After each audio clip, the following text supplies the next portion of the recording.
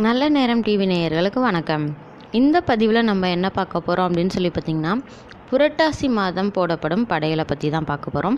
அதாவது புரட்டாசி மாத சனிக்கிழமை கடைப்பிடிக்கப்படும் விரதம் என்ன, அந்த விரதம் இருப்பதனால மக்களுக்கு என்ன மாதிரியான பலாபலன்கள் அமைய போகுது, எப்படி இந்த விரதம் கடைப்பிடிக்கணும், புரட்டாசி விரதம் கடைப்பிடிக்கிறதுக்கான காரணம் என்ன, எதுக்காக இந்த புரட்டாசி சனிக்கிழமை படையல் போடப்படுது அப்படிங்கிற கேள்வி நிறைய பேர்த்திற்கு இருக்கும். அதுக்கான விளக்க வீடியோ தான் இந்த பதிவில் நம்ம பார்க்க போகிறோம். நம்ம சேனலில் பல விரதங்கள், வழிபாட்டு முறைகள், எந்த கடவுளை வழிபடுவது மூலியமாக எந்த மாதிரியான பிரச்சனைகள் தீரும், கடன் பிரச்சனை தீர்றதுக்கு என்ன வழி, அதற்கான பரிகாரம் என்ன, பரிகாரத்தை நம்ம எப்படி செய்யணும், திருமண தடை நீங்க என்ன பரிகாரம் செய்யணும், எப்படி செய்ய வேண்டும், இந்த மாதிரியான பல பதிவுகள் நம்ம சேனலில் அப்லோட் பண்ணியிருக்கோம். அந்த வீடியோ பார்க்கணும் அப்படின்னா மறக்காமல் சேனலை சப்ஸ்கிரைப் பண்ணிக்கோங்க. அது மட்டும் இல்லாமல் நல்ல நேரம் டிவி நேயர்கள் புதிய நேயர்களாக இருந்தீங்கன்னா நீங்களும் நம்ம சேனலை சப்ஸ்கிரைப் பண்ணிக்கோங்க. அப்படியே இந்த பெல் ஐக்கானையும் கிளிக் பண்ணிக்கோங்க. அப்போ தான் நாங்கள் பதிவிடக்கூடிய வீடியோக்கள் உங்களுக்கு உடனுக்குடன் கிடைக்கும். வாங்க இப்போ வீடியோக்குள்ள போகலாம். புண்ணியங்களை புரட்டி தரும் புரட்டாசி படையல். ஒரு மனிதன் நன்றாக வாழ வேணும்னா அவரிடம் செல்வம் இருக்க வேண்டுங்கிறது ரொம்பவே அவசியம். உலகில் ஒருவன் பணம் தேவை என்று சொல்கின்ற பொழுது ஒரு வார்த்தை சொல்வது வழக்கம். நாளைக்கு எனக்கு 1000 ரூபாய் தேவைப்படுது, என்னிடம் இல்லை, யாரிடமாவது கேட்டு புரட்டி கொள்ள வேண்டும், இந்த வார்த்தையை சொல்வது கேட்டிருப்பீங்க. இங்கே புரட்டி கொள்ளுதல் என்றால் உள்ளவர்களிடமும் கேட்டு சேகரித்து கொள்ளுதல் தான் அர்த்தம். ஆசிகளை புரட்டி தரும் மாதமாக புரட்டாசி மாதம் இருக்குது. எல்லா செல்வங்களும் வைத்திருப்பவன் இறைவன். அவன் திருவருள் மங்கள ஆசிகளாக கிடைத்துவிட்டால் வாழ்வில் எல்லா வளங்களும் சேர்ந்துவிடும். துன்பங்கள் மாறி புதிய வாழ்க்கை பிறந்திடும். செல்வத்தை தேவைக்கு புரட்டுவது போல இறைவனுடைய ஆசிகளை புரட்டுவதற்கு, சேகரிப்பதற்கு ஒரு மாதத்தை நம்முடைய முன்னோர்கள் வைத்திருக்கார்கள். ஆசிகளை புரட்டி தரும் மாதம் என்பதால் இந்த மாதத்திற்கு புரட்டாசி மாதம்னு பெயர் இருக்குது. இப்போ புரிகிறதா இந்த மாதம் ஏன் புரட்டாசின்னு பெயர் பெற்றது என்று? புரட்டாசி சனிக்கிழமை ஏன் படையல் போடுறாங்கங்கிறத பார்ப்போம். புரட்டாசி மாதம் என்று சொன்னாலே நமக்கு 3 விஷயங்கள் நினைவுக்கு வரும். புரட்டாசி சனிக்கிழமையில் போடப்படும் படையல், அதாவது தளியல் அல்லது தளிகைன்னு சொல்லுவாங்க.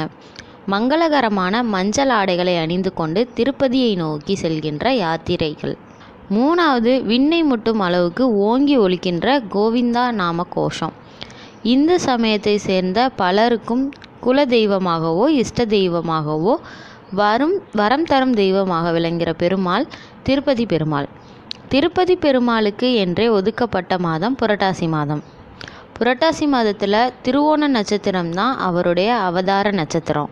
அதை ஒட்டி தான் திருமலையில் பிரதோஷ உற்சவம் நடக்கும். உலகெங்கிலும் இருந்து திருப்பதிக்கு லட்சக்கணக்கான மக்கள் உற்சவம் காண கூடுவாங்க. இந்த புரட்டாசி மாதத்தை விரத மாதம் என்று சொல்லும் வழக்கமும் உண்டு. அசைவம் சாப்பிடுபவர்கள் கூட பெரும்பாலும் இந்த புரட்டாசி மாதத்தில் விலக்கி விடுவார்கள். பல குடும்பங்களில் புரட்டாசியில் ஒவ்வொரு சனிக்கிழமைகளிலும் காலையில் எண்ணெய் தேய்த்து குளித்து விரதமிருந்து மதியம் தலைவாழை இலை போட்டு சர்க்கரை பொங்கல், கொண்டக்கடலை சுண்டல், பாயாசம், தளிகை அதாவது பெருமாள் வடை என்று அலங்காரமாக பலவிதமான பிரசாதங்களை செய்து படைப்பார்கள். அன்றைய நாளில் பெரும்பாலும் சித்ரான்னங்கள் என்று சொல்லப்படும் புளியோதரை, எலுமிச்சம்பழ சாதம், எள் கலந்த சாதம், தயிர் சாதம், தேங்காய் சாதம் என்று பல வகையான சாதங்களை படைத்து தேங்காயை உடைத்து மாவிளக்கு போட்டு தூப தீபங்கள் காட்டி வழிபடுவாங்க. சாம்பிராணி புகையை போட்டு மணி அடித்து வீட்டில் உள்ள அவ்வளவு பேரும் ஏக கோஷமாக கோவிந்தா கோவிந்தா போடுவார்கள். அன்றைக்கு யாரேனும் அதிதிகள் வந்தாலோ விருந்தினர்கள் வந்தாலோ அவர்களுக்கு விருந்து கொடுத்து ஆசீர்வாதம் பெறுவார்கள்.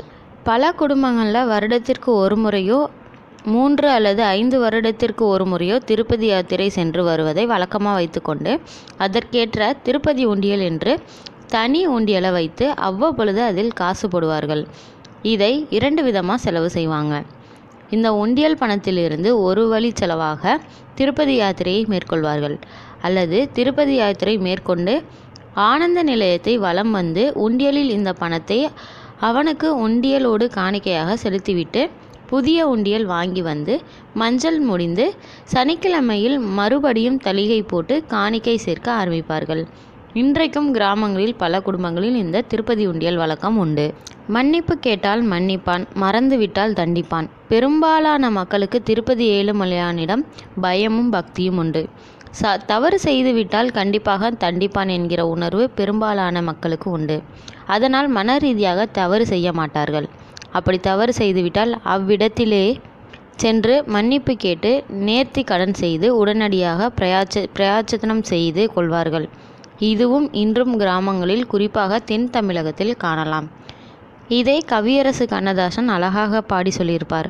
ஊருக்கு மறைக்கும் உண்மைகள் எல்லாம் வேங்கடம் அறியுமடா, நீ உண்மை சொல்லி நன்மையை கேட்டால் உன்கடன் தீருமடா. கடன் என்றால் பாபங்கள் என்ற அர்த்தம். கலிகாலத்தில் நம்முடைய கடன்களை தீர்த்து வைப்பதே தன் கடனாக, அதாவது கடமையாக கொண்ட அவன் ஏழுமலையில் இருக்கிறான். உலகத்தில் உள்ள லட்சக்கணக்கான மக்கள் அவனை நம்புகிறார்கள், நம்பிக்கை தொழுகிறார்கள். அந்த அதாவது இறைவன் நமக்கு கை தருகிற மாதம்தான் இந்த புரட்டாசி மாதம். புரட்டாசி யாசகம்னா என்ன அப்படிங்கிறத பார்ப்போம். புரட்டாசி தளிகையில் எவ்வளவு கோடீஸ்வரனாக இருந்தாலும் தன் வீட்டு அரிசியை வைத்து சனிக்கிழமை பிரதோஷத்தை செய்ய மாட்டார்கள். சனிக்கிழமை காலையில் ஒரு பாத்திரத்திற்கு திருநாமம் இட்டு துளசி மாலை சாத்தி பல வீடுகளில் நாராயணா கோவிந்தா என்ற கோவிந்த நாமத்தை சொல்லி பிச்சை பெற்று அதை கொண்டு பிரசாதம் படைப்பார்கள். புரட்டாசியில் இது மிகவும் முக்கியம். இதன் மூலமாக எந்த சூழலிலும் மனிதனுக்கு வரலாம், அச்சூழலை அவன் எதிர்கொள்ள தயாராக வேண்டும் என்கிற மனநிலை வளரும். கோடீஸ்வரனாக இருந்தாலும் கூட அதுவும் அவன் இட்ட பிச்சைதான் என்று எண்ணுவதன் மூலமாக அகங்காரம் ஒழியும். அகங்காரத்தை நீக்கிக் கொள்வதற்கு ஒரு நாளாவது மற்றவர்களிடம் யாசித்து கேள், பக்தியோடு யாசித்து கேள். இதன் மூலமாக 2 நன்மைகள் ஏற்படும். அகங்காரம் குறையும், நம்மிடம் இருக்கக்கூடிய செல்வமெல்லாம் எந்த நேரத்திலும் மாறும் என்கிற உணர்வு பிறக்கும்.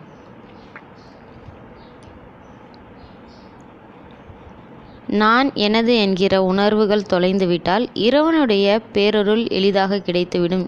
இதைத்தானே திருவள்ளுவரும் யான் எனது என்னும் செருக்கு அறுப்பான் வானோர்க்கு உயர்ந்த உலகம் புகும் என்றார். அந்த உயர்ந்த உலகம் என்பது திருமலை. அதனால்தான் அவன் இருக்கக்கூடிய திருமலையை வைகுந்த வாசல் என்ற சொல்கிறார்கள். அதை நோக்கிதான் நம்மை போகின்ற மன்னர்களும் வானில் உள்ள தேவர்களும் புரட்டாசி மாதத்தில் வந்து வழிபடுகின்றனர். புரட்டாசி மாதத்தில் கோவிந்த நாமம் சொல்லி அடுத்த 11 மாதங்களுக்கு தேவையான நல்லாசிகளை புரட்டி கொள்வோம். இந்த பதிவு உங்களுக்கு பிடிச்சிருந்துச்சு அப்படின்னா மறக்காமல் சேனலை சப்ஸ்கிரைப் பண்ணிக்கோங்க. அப்படியே இந்த பெல் ஐக்கானையும் கிளிக் பண்ணிக்கோங்க. அப்போ தான் நாங்கள் பதிவிடக்கூடிய வீடியோக்கள் உங்களுக்கு உடனுக்குடன் கிடைக்கும். நல்ல நேரம் டிவி நேயர்களுக்கு நன்றி.